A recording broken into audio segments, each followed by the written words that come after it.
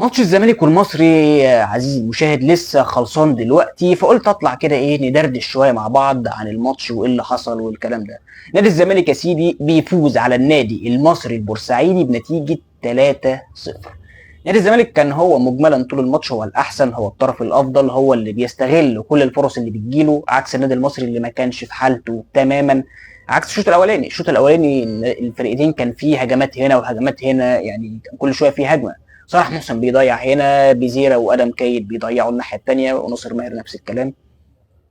فلا يعني الشوط الاولاني كان مدجج بالفرص، ما يدلش اي حاجه عن اللي حصل الشوط الثاني الزمالك فضل مكمل في الضغط، فضل حارب النادي المصري بالتدرج بالكوره بشكل سلس، عكس الماتشات اللي قبليها. النادي المصري ما قابلش فرقه تقيله زي الزمالك.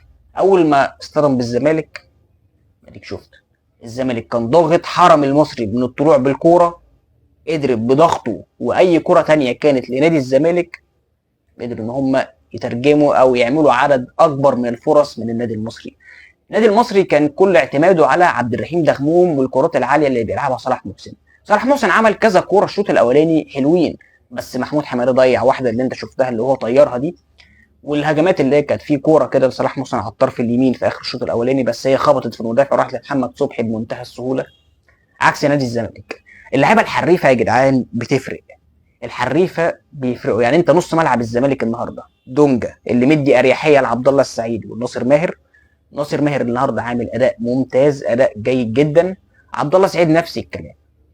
نص ملعب الزمالك كان واكل نص ملعب المصري، نص ملعب المصري ما كانش بيكسب اي ثنائيات. المصري عامه كان هو عبد الرحيم دغموم، ولما اتمسك يعني النهارده محمود بن تايك عامل اداء حلو جدا واداء قوي جدا دفاعيا قدام عبد الرحيم دغموم. عبد الرحيم دغموم عمال يلف الملعب كله، بيحاول يظهر لكذا لاعب من المصري، بس هو برده ممسوك. دونجا برده كان قافل عليه. دفاع الزمالك النهارده اتعامل مع معظم الكرات بشكل كويس. محمود اسماعيل ده مدافع كويس جدا، انت النهارده من مكاسب الزمالك هو محمود اسماعيل. الونش غاب، هيغيب 3 ماتشات منهم ماتش المصري. محمود اسماعيل مقدم ماتش قوي جدا، وقف خطوره صلاح محسن والمهاجم الجزائري الثاني، مش عبد الرحيم دهموم، واحد تاني اسمه طمين تقريبا.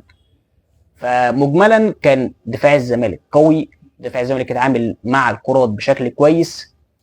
كرة الجون بقى، الجون الاول عدي الدباغ، من مكاسب برضه الزمالك عدي الدباغ ان هو بيسجل اول اهدافه بقميص الزمالك بعد ما عملت كانت معندها كتير في اول الموسم. يعني النهارده بيسجل الهدف الاول ليه. عمر جابر النهارده بيسجل هدف هنقوله دلوقتي، ونفس الكلام على عبد الله سعيد من ضربه الجزاء.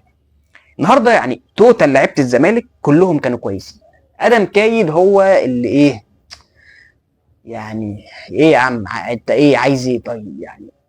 يمكن هو برضه عشان بيلعب على الطرف، واللاعب زي ده يعني ما بيلعب في العمق يعني بنوعا ما بيبان شويه. يعني النهارده عارف انت ايه، في لعيبه كده بيبقى عندها حركه معينه. يعني في النهارده الزمالك في الموسم ده مسجل هدفين تقريبا بنفس الطريقه. ادم كايد بيباصي كوره من خرم ابره، ناصر ماهر بيستلمها في ماتش سيراميكا، شاطها في الماتش ده راحت اسهل لعدي الدباغ. لما محمد مخلوف لعبها خبطت في العارضه مشيت على الخط. طبعا ده توفيق كبير لعدي الدباغ ان هي يلحق الكوره قبل المدافع وبيسجل الهدف الاول للزمالك، عشان يمكن دي تكون البدايه الحقيقيه لعدي الدباغ مع نادي الزمالك. لعيب كويس جدا، مهاجم قوي جدا، بس هي تمشي معاه. الهدف الثاني خوان بيزيرا يا جدعان، يعني الله يكون في عون اي باك شمال هيلعب عليه. يعني الراجل ده بيمرمط اي باك شمال، ومع ذلك يعني في الشوط الاولاني ما فيش كرات بتروح له الا تقريبا كورتين او ثلاثه. يعني انت السبرنتات اللي بياخدها بيجري بالكره حلو جدا، حريف. واحد زي ده عشان يتوقف كانوا بيضربوه. ما ينفعش غير كده، اصل انت هتعمل حاجه غير كده هتترقص سكه ودغري. فاخوان بيزيرا او خوان الفينا سلاح قوي جدا، وهو يعني نادي الزمالك كان هو اكتر. يعني الشوط الاولاني خوان بيزيرا ناصر ماهر كانوا يمكن افضل اتنين في الناحيه الهجوميه.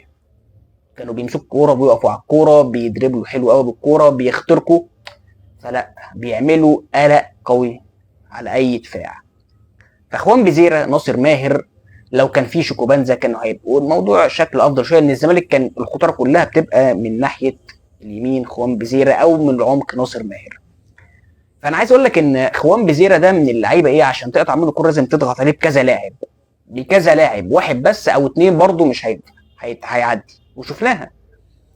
فانت لما بيضغط وبيرمي عليه كذا حد، انت بتفضي مساحه، ممكن حد في نص الملعب زي ناصر ماهر يجي ياخد المساحه الفاضيه دي، زي اللي حصل في الجون الثاني. عمر جابر خوان بزيره معاه تقريبا واحد اتنين تلاته، معاه كذا حد، فعمر جابر دخل كده بيقول له اتفضل يا باشا عدي، وبيحط بوش رجله اوت سايد حلوه كده بيسجل بيها الهدف الثاني. نفس الجون ده لو فاكر في ماتش تقريبا، في ماتش ايه، ماتش فاركو تقريبا، نفس الكره دي خوان بزيره معاه كذا حد، شيكو بنزا بقى فاضي. ايه اللي حصل ده؟ مش مشكله. خوان بزيره خد معاه كذا واحد، شيكو بنزا بقى فاضي بيسجل الجول اللي هو عمل فيها كده دي، بتاعت فيرمينيو دي اللي هو سجل بيها الهدف اللي هو كسب بيه نادي الزمالك الماتش. فمش عايز اطول عليك يعني، ان هو اللي اقول لك ان نادي الزمالك النهارده مجملا كان افضل من النادي المصري في الشوطين. الشوط الاول المصري كان عمل هجمات لكن مفيش استغلال. كل الكرات اتعامل معاها دفاع نادي الزمالك بشكل كويس جدا. كتقييم مجمل اداء الزمالك، لا النهارده 10 من 10، ما عدا ادم كايد هو اللي مش باين في وسط المجموعه دي كلها. حتى اللعيبه اللي نزلت كانوا مأديين كويس، سواء عبد الحميد معالي او اسمه ايه، عمرو ناصر واحمد شريف عملوا اداء كويس، واحمد حمدي. المصري ما كانش افضل احواله، ما كانش افضل اداء ليه من اول الدوري.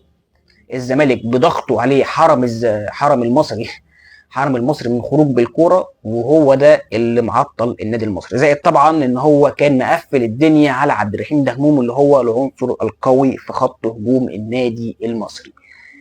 يعني بس كده يا سيدي، مش عايز اقول اي حاجه تاني. حلو قوي كده. اشوفكم بقى الفيديوهات الجايه ان شاء الله. بكره ماتش الاهلي وانبي هيبقى فيه برضو كلام كده بعد الماتش، هنطلع ندرس شويه زي النهارده. فبس كده يا صديقي العزيز، سلام.